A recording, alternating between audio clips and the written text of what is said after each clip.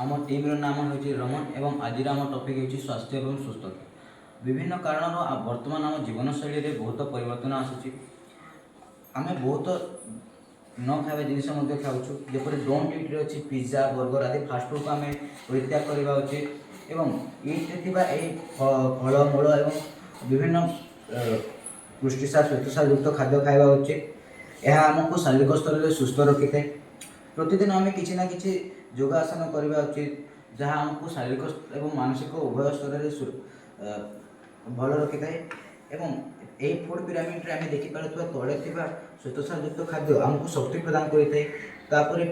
यही फलमूल आम विभिन्न धातुसार खनिज लवण आदि पाई था। यह मांस क्षीर आदि आम पुष्टिसार जातीय खाद्य पाई था जहाँ आम शरीर गठन में साहाय्य करे। एवं आम बहुत बहुत कम परिमाण में फास्टफुड जातीय खाद्य खावा उचित।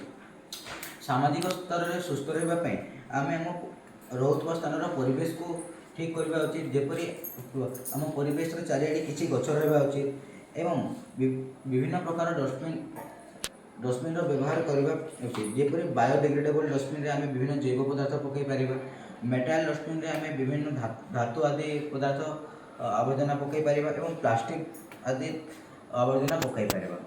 एवं आम रोकवा स्थान पाखे पार्क थी उचित जहाँ जो आम विभिन्न समय भ्रमण कर निज मन को शांतता प्रदान कर स्ट्रेस मुक्त हो पार। धन्यवाद।